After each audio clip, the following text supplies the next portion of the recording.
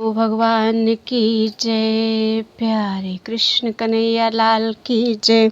श्री लिंग महापुराण 62वां अध्याय पूर्व भाग चल रहा है। उत्तानपाद के पुत्र ध्रुव का आख्यान, ध्रुव की तपस्या तथा ध्रुव लोक संस्थान का वर्णन।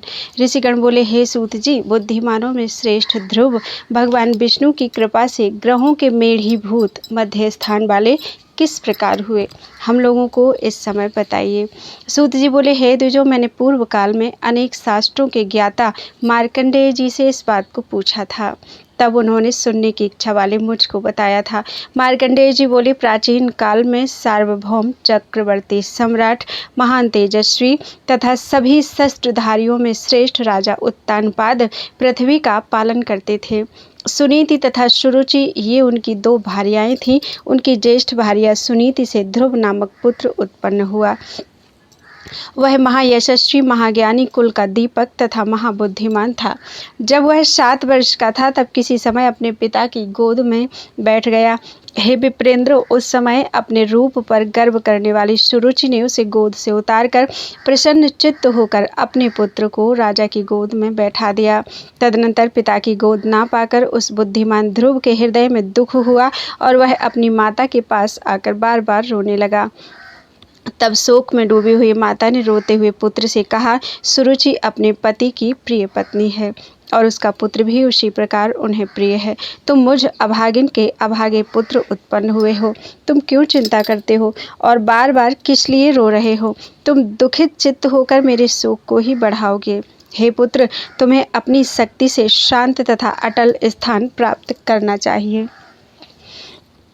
तब माता के इस प्रकार कहने पर वह वन में चला गया। वहाँ ऋषि विश्वामित्र को देखकर उन्हें विधि पूर्वक प्रणाम करके दोनों हाथ जोड़कर उसने कहा, हे भगवान, हे सत्तम, आप कृपा करके मुझे बताएं कि मैं किस उपाय से सबके ऊपर स्थान प्राप्त करूँगा। हे मुने, माता सुरुचि ने पिता की गोद में बैठे हुए मुझको गोद से उतार दिया और उन राजा ने उन्हें कुछ नहीं कहा। हे ब्राह्मण, इस कारण से दुखी होकर मैं माता के पास गया। तब मेरी माता सुनीति ने कहा, हे पुत्र, शोक मत करो, तुम अपने कर्म से उत्तम तथा परम स्थान प्राप्त कर सकते हो। हे मुने, हे महामुने, उनका वचन सुनकर मैं इस वन में आपके स्थान पर आया हूँ। अतः हे ब्राह्मण, आज मैंने आपका दर्शन किया। हे प्रभु, आपकी कृपा से मैं अद्भुत तथा उत्तम स्थान अवश्य प्राप्त करूंगा। ध्रुव के द्वारा इस प्रकार कहे गए श्रीमान मुनि ने हंसते हुए यह कहा, हे राजपुत्र, सुनो, तुम जगत के स्वामी, कष्टों का नाश करने वाले तथा बुद्धिमान महादेव शंभु के दक्षिण अंग से उत्पन्न केशव की आराधना करके इस श्रेष्ठ स्थान को प्राप्त कर सकोगे। हे महाप्राज्ञ, तुम सभी पापों का नाश करने वाले, अभीष्ट प्रदान करने वाले, परम शुद्ध, पवित्र, दोष रहित तथा श्रेष्ठ मंत्र का नित्य जप करो। तुम इंद्रियों को वश में करके प्रणव सहित नमोस्तु वासुदेवाय अर्थात ओम नमोस्तु वासुदेवाय इस दिव्य मंत्र को जपो और सनातन विष्णु का ध्यान करते हुए जप होम में संलग्न रहो। उनके ऐसा कहने पर महान यश वाले ध्रुव ने उन विश्वामित्र को प्रणाम करके पूर्व की ओर मुख करके ध्यानमग्न होकर प्रसन्न चित्त हो जप आरंभ किया। शाक, मूल तथा फल का आहार करते हुए उसने आलस्य रहित होकर दिन रात निरंतर 1 वर्ष तक मंत्र का बार बार जप किया। बेताल, भयंकर राक्षस तथा भयानक सिंह आदि बड़े जानवर बुद्धि को मोहित करने के लिए उस महात्मा के पास आए, किंतु वासुदेव का जप करता हुआ वह तनिक भी विचलित नहीं हुआ। इनकी माता जो सुनीति थी, उनका रूप धारण करके एक पिशाची उसके पास आई और अत्यंत दुखित होकर रोने लगी। तुम मेरे एकमात्र पुत्र हो, तुम कष्ट क्यों सह रहे हो? मुझे अनाथ छोड़कर तुम तप में लग गए हो। इस प्रकार के वचन बोलती हुई उस स्त्री की ओर बिल्कुल न देखकर वह महातपस्वी प्रसन्न चित्त होकर हरि का नाम जपता रहा। तदनंतर वहाँ सर्वत्र विघ्नों के स्वरूप शांत हो गए। तब गरुड़ पर सवार होकर काल मेघ के समान श्याम कांति वाले समस्त देवताओं से घिरे हुए तथा महर्षियों के द्वारा स्तुति किए जाते हुए शत्रु संहारक भगवान विष्णु ध्रुव के पास आए। उनको आया हुआ देखकर यह कौन है ऐसा सोचता हुआ तथा अपने नेत्रों से जगतपति ऋषिकेश का पान करता हुआ सा वह महान प्रभा वाला ध्रुव ओम नमो भगवते वासुदेवाय इस मंत्र का जप करता रहा। तब गोविंद ने अपने शंख के अग्रभाग से उसके मुख का स्पर्श किया। उसके बाद वह ध्रुव परम ज्ञान प्राप्त करके हाथ जोड़कर सभी लोकों के स्वामी पुरुषोत्तम हरि की इस प्रकार स्तुति करने लगा। हे देवेश, हे देव देवेश, हे शंख चक्र गदा धारण करने वाले, हे लोकात्मन, हे वेद गुह्यात्मन, वेदों के द्वारा अज्ञात स्वरूप वाले, प्रसन्न होइए। हे केशव, मैं आपकी शरण में आया हूँ। सनक आदि महर्षि भी आप महात्मा को नहीं जान सके, तब मैं आपको कैसे जान सकता हूँ। हे भुवनेश्वर, आपको नमस्कार है। प्रसीद देव देवेश, शंख चक्र गदाधर, लोकात्मन वेद गुह्यात्मन, त्वां प्रपन्नोऽस्मि केशव, न विदुस्त्वां महात्मानं, सनकाद्या महर्षयः, तत्कथं त्वामहं वेद्यां, नमस्ते भुवनेश्वर। तत्पश्चात भगवान विष्णु ने उसे हंसते हुए कहा, हे वत्स, आओ, तुम ध्रुव हो। तुम ध्रुव अर्थात अटल स्थान प्राप्त करके ज्योतिर्गणों में अग्रणी हो जाओ। तुम अपनी माता सहित वहाँ ग्रहों में स्थान प्राप्त करो। यह मेरा स्थान है जो उत्कृष्ट, अचल, शाश्वत तथा अत्यंत सुंदर है। पूर्व काल में मैंने तपस्या के द्वारा देवेश की आराधना करके शंकर से इसे मंत्र को प्राप्त किया था। प्रणव तथा नमः से युक्त और भगवत इस शब्द से संयुक्त वासुदेव मंत्र को जो विद्वान जपता है वह ध्रुव स्थान प्राप्त करता है। तदनंतर सभी देवताओं, गंधर्वों, सिद्धों तथा महर्षियों ने माता सहित ध्रुव को उस स्थान पर स्थापित किया। इस प्रकार महातेजस्वी ध्रुव ने विष्णु जी की आज्ञा स्वीकार करके द्वादशाक्षर मंत्र के द्वारा ज्योतिर्गणों में स्थान प्राप्त किया तथा महती सिद्धि प्राप्त की। मैंने यह वृत्तांत आप लोगों से कह दिया। सूत जी बोले, अतः जो मनुष्य वासुदेव को प्रणाम करता है वह ध्रुव लोक को जाता है और उसे भी वह ध्रुवत्व प्राप्त हो जाता है। बोलो वृंदावन बिहारी लाल की जय। 63वां अध्याय। दक्ष प्रजापति द्वारा मैथुनी सृष्टि का प्रादुर्भाव, दक्ष कन्याओं की वंश परंपरा। ऋषिगण बोले तथा ऋषि वंश वर्णन। ऋषिगण बोले, हे सूत जी, अब आप देवताओं, दानवों, गंधर्वों, उरगों और राक्षसों की उत्पत्ति का उत्तम विधि से यथाक्रम वर्णन कीजिए। सूत जी बोले, पूर्व पुरुषों की श्रेष्ठ संकल्प से, दर्शन से तथा स्पर्श से कही जाती है। प्रचेतस के पुत्र दक्ष के बाद स्त्री पुरुष के संयोग से सृष्टि प्रारंभ हुई। जब देवताओं, ऋषियों और पन्नगों का सृजन करते हुए उन प्रजापति से लोक वृद्धि को प्राप्त नहीं हुआ, तब दक्ष ने मैथुन योग से अपनी भार्या सूति से 5000 पुत्र उत्पन्न किए। तत्पश्चात उन महाभाग्य वालों को देखकर वे अनेक प्रकार की प्रजाओं की सृष्टि के इच्छुक हो गए। तब नारद जी ने उत्पन्न हुए उन हर्यश्व नाम वाले दक्ष पुत्रों से कहा, ऊपर तथा नीचे पृथ्वी का प्रमाण जानकर आप लोग विशेष रूप से सृष्टि कीजिए। हे मुनि श्रेष्ठों, उनका वचन सुनकर वे सभी दिशाओं में चले गए। वे आज तक नहीं लौटे। जैसे नदियां समुद्र में मिलकर समुद्र से वापस नहीं लौटती। हर्यश्व संज्ञक पुत्रों के नष्ट हो जाने पर प्रजापति प्रभु दक्ष ने सूति से पुनः 1000 पुत्रों को उत्पन्न किया। हे विप्रो, जब सबल नाम वाले वे पुत्र सृष्टि करने के लिए एकत्रित हुए, तब नारद ने सूर्य के समान तेज वाले उन आए हुए पुत्रों से पुनः कहा, पृथ्वी का संपूर्ण विस्तार जानकर तथा अपने भाइयों का बार बार पता लगाकर यहाँ आकर के आप लोग विशेष रूप से सृष्टि कीजिए। वे भी उसी मार्ग से अपने भाइयों की गति को प्राप्त हुए। तदनंतर उनके भी नष्ट हो जाने पर प्रचेतस के पुत्र प्रजापति दक्ष ने वैरिणी से 60 कन्याएं उत्पन्न की। उन्होंने 10 धर्म को, 13 कश्यप को, 27 कन्याएं चंद्रमा को, 4 कन्याएं अरिष्टनेमि को, 2 कन्याएं भृगपुत्र को, 2 कन्याएं बुद्धिमान कृशाश्व को और 2 कन्याएं आंगिरस को प्रदान की। हे विप्रो, अब उन देव माताओं के नाम तथा उनकी संतानों के विस्तार को आरंभ से सुनिए। मरुत्वती, वसु, यामी, लंबा, भानु, अरुंधति, संकल्पा, मुहूर्ता, साध्या और परम सुंदरी विश्वा धर्म की पत्नियां कही गई हैं। हे ऋषियों, अब मैं उनके पुत्रों को बताता हूँ।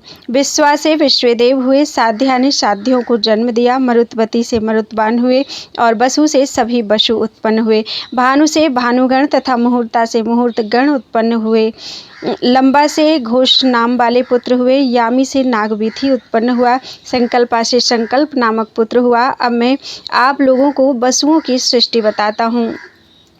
जो देवता ज्योतिष्मान तथा सभी दिशाओं में व्यापक हैं, वे वसु कहे गए हैं। वे सभी प्राणियों के हितैषी हैं। आप, ध्रुव, सोम, धर, अनिल, अनल, प्रत्यूष तथा प्रभास, ये 8 वसु कहे गए हैं। अजैकपाद, अहिर्बुधन्य, विरूपाक्ष, भैरव, हर, बहुरूप, सुरेश्वर, त्र्यंबक, सावित्र, जयंत, पिनाकी तथा अपराजित, ये गणेश्वर 11 रुद्र कहे गए हैं। हे ऋषियों, अब मैं कश्यप की पत्नियों से उत्पन्न पुत्रों तथा पौत्रों को बताऊंगा। अदिति, दिति, अरिष्टा, सुरसा, मुनि, सुरभि, विनता, ताम्रा, क्रोधवशा, एला, कद्रु, त्विषा एवं दनु, ये कश्यप की पत्नियां थी। अब मैं आप लोगों को उनके पुत्रों को बताता हूँ। चाक्षुष मनवंतर में जो तुषित नाम वाले देवता थे, वे वैवस्वत मनवंतर में 12 आदित्य कहे गए हैं। इंद्र, धाता, भग, त्वष्टा, मित्र, वरुण, अर्यमा, विवस्वान, सविता, पूषा, अंशुमान तथा विष्णु, ये 1000 किरणों वाले 12 आदित्य कहे गए हैं। दिति ने कश्यप से हिरण्यकशिपु तथा हिरण्याक्ष इन 2 पुत्रों को प्राप्त किया था, ऐसा हमने सुना है। दनु ने कश्यप से बल के अभिमान वाले 100 पुत्र प्राप्त किए। हे श्रेष्ठ द्विजो, उनमें विप्रचित्ति प्रधान था। हे श्रेष्ठ द्विजो, ताम्रा ने शुक की, शेनी, भासी, सुग्रीवी, ग्रधिका तथा शुचि, इन 6 कन्याओं को जन्म दिया। सुकी ने धर्म से सुकों तथा उलूकों को उत्पन्न किया। शेनी ने सेनों अर्थात बाज तथा भासी ने कुरंगों को जन्म दिया। ग्रधि ने गीधों को, कपोतों तथा पारावात पक्षियों को जन्म दिया। सुचि ने हंस, सारस तथा कारंड पक्षियों को जन्म दिया। सुग्रीवी ने अजों, अश्वों, मेषों, ऊँटों तथा गर्दभों को जन्म दिया। शुभ विनता ने गरुण तथा अरुण को और सभी लोगों को भय प्रदान करने वाली सौदामिनी नामक कन्या को उत्पन्न किया। सुरसा से हजारों सर्प उत्पन्न हुए। उत्तम व्रत वाली कद्रु ने 1000 सिर वाले 1000 सर्प उत्पन्न किए। उनमें 26 सर्प उत्तम तथा प्रधान कहे गए हैं। वे शेष, पासुकी, करकोट, शंख, ऐरावत, कंबल, धनंजय, महानील, पद्म, अश्वतर, तक्षक, एलापत्र, महापद्म, धृतराष्ट्र, बलाहक, शंखपाल, महाशंख, पुष्पदंष्ट्र, शुभानन, शंखलोमा, नहुष, वामन, फणित, कपिल, दुर्मुख तथा पतंजलि नाम वाले कहे गए हैं। क्रोधवशा ने महामायावी राक्षसों तथा रुद्रगणों को जन्म दिया और सुंदर स्त्री सुरभि ने कश्यप से गायों तथा भैंसों को जन्म दिया, ऐसा हमने सुना है। मुनि नामक कश्यप भार्या ने मुनियों एवं अप्सराओं को और अरिष्टा ने बहुत से किन्नरों तथा गंधर्वों को जन्म दिया। इला ने समस्त तृणों, वृक्षों, लताओं तथा गुल्मों को जन्म दिया। त्विषा ने करोड़ों यक्षों और राक्षसों को पैदा किया। मैंने कश्यप की इन संतानों का संक्षेप में वर्णन कर दिया। इन सबके बहुत से पुत्र पौत्र आदि वंश कहे गए हैं। इस प्रकार महात्मा कश्यप के द्वारा प्रजाओं की सृष्टि कर लिए जाने पर तथा उन सभी चर अचर प्रजाओं के प्रतिष्ठित हो जाने पर प्रजापति ने उनमें से मुख्यों को अधिपति के पद पर अभिषिक्त करके वैवस्वत मनु को मनुष्यों का अधिपति बनाया। स्वयंभू मनवंतर में पहले ब्रह्मा ने जिन्हें अभिषिक्त किया था, उन्हीं के द्वारा पर्वतों सहित 7 द्वीपों वाली संपूर्ण पृथ्वी आज भी आदेश के अनुसार धर्मपूर्वक पालित की जा रही है। ब्रह्मा ने पूर्व स्वयंभू मनवंतर में जिनका अभिषेक किया था, वे ही यहाँ अभिषिक्त किए जाते हैं और मनु होते हैं। इन मनवंतरों के बीत जाने पर राजा भी चले जाते हैं। इस प्रकार इनके बाद मनवंतर आने पर अन्य राजा अभिषिक्त किए जाते हैं। अतीत तथा अनागत सभी राजा मनवंतर में कहे गए हैं। प्रजा संतान के कारण इन पुत्रों को उत्पन्न करके अपने वंश की कामना रखने वाले उन कश्यप ने वंश को बढ़ाने वाला पुत्र मुझे उत्पन्न हो, ऐसा सोचते हुए पुनः तप करना आरंभ किया। इस प्रकार ध्यान करते हुए उन महात्मा कश्यप के ब्रह्मयोग से पुनः महान ओजस्वी 2 पुत्र उत्पन्न हुए। वत्सर तथा अशित नाम वाले वे दोनों ब्रह्मवादी थे। वत्सर ने महान यश वाले नई ध्रुव तथा रैभ्य उत्पन्न किए। रैभ्य के पुत्रों को भी रैभ्य नाम वाला जानना चाहिए। हे ऋषियों, अब मैं नई ध्रुव के पुत्रों के विषय में बताता हूँ। च्यवन की कन्या से सुमेधा उत्पन्न हुई। वह नई ध्रुव की पत्नी तथा कुंडपाइयों की माता थी। असित की एक पर्णा से सांडिल्यों में श्रेष्ठ ब्रह्मिष्ठ श्रीमान तथा महातपस्वी देवल उत्पन्न हुए। इस प्रकार शांडिल्य, नई ध्रुव तथा रैभ्य ये तीनों पक्ष काश्यप अर्थात काश्यप से होने वाले हुए। अब मैं पुलस्त के 9 राक्षस वंशजों का वर्णन करता हूँ। प्रभु मनु के 11वें चतुर्युग के अतिक्रांत होने पर उसका आधा अवशिष्ट रह जाने पर जब द्वापर का आरंभ हुआ तब मनु की पीढ़ी में नरश्यंत का दम नामक पुत्र हुआ। उस दम का उत्तराधिकारी तृणविंदु कहा गया है। वह त्रेता युग के 3/4 भाग में राजा हुआ। उसकी कन्या इलबिला रूप में अप्रतिम थी। उस राजर्षि ने वह कन्या पुलस्त्य को दे दी। उस इलबिला से ऋषि विश्रवा उत्पन्न हुए। पौलस्त्य कुल की वृद्धि करने वाली उनकी 4 पत्नियां थीं। पहली देववर्णिनी नाम वाली थी, जो बृहस्पति की सुंदर कन्या थी। अन्य 2 पुष्पोत्कटा तथा बलाका माल्यवान की पुत्रियां कही गई हैं। कैकसी माली की कन्या थी। हे ऋषियों, अब उनकी संतानों के विषय में सुनिए। देववर्णिनी ने उन विश्रवा से ज्येष्ठ पुत्र वैश्रवण को उत्पन्न किया। कैकसी ने राक्षसों के राजा रावण, कुंभकर्ण, शूर्पणखा तथा बुद्धिमान विभीषण को जन्म दिया। हे द्विश्रेष्ठों, पुष्पोत्कटा ने उन विश्रवासी महोदर, प्रहस्त, महापार्श्व तथा खर नामक पुत्रों को तथा कुंभीनसी नामक कन्या को जन्म दिया।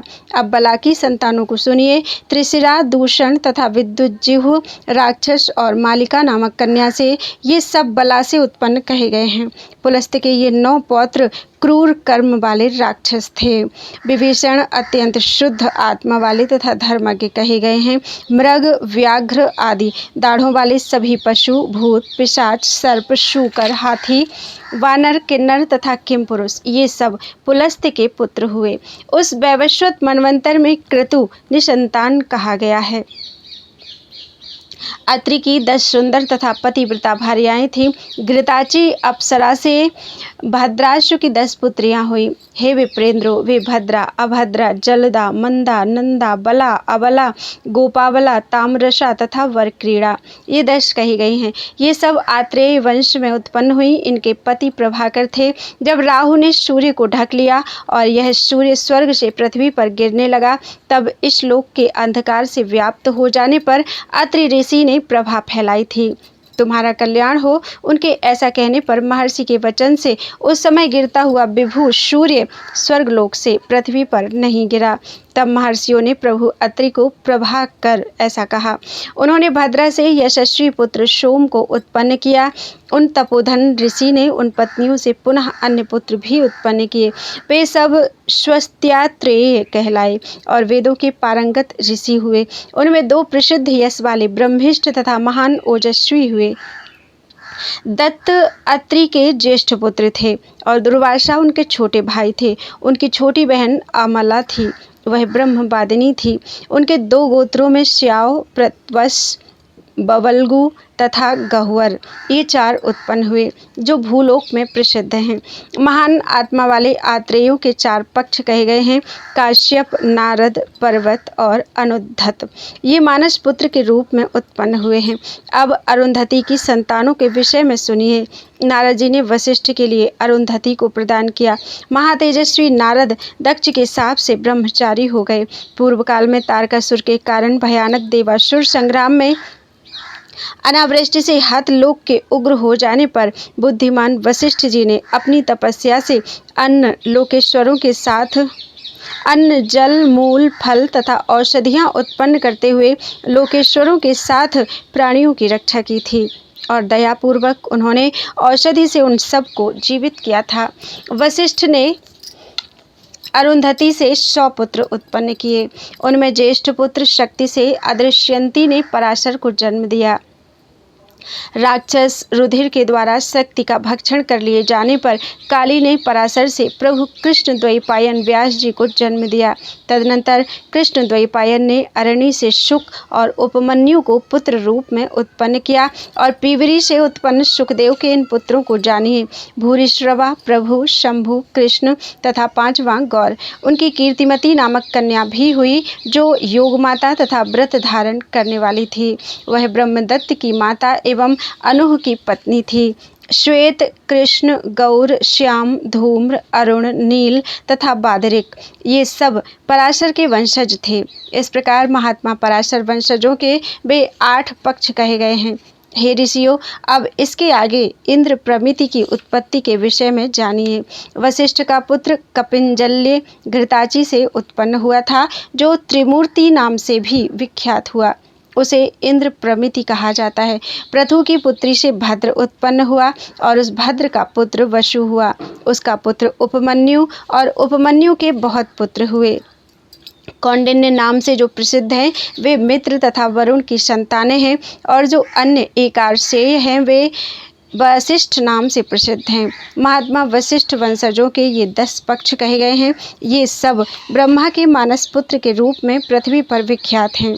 हे महाभाग, सबका भरण पोषण करने वाले हे विप्रो, मैंने इनके वंशों का वर्णन कर दिया। देवर्षि कुल में उत्पन्न होने वाले ये सब तीनों लोकों को धारण करने में समर्थ हैं।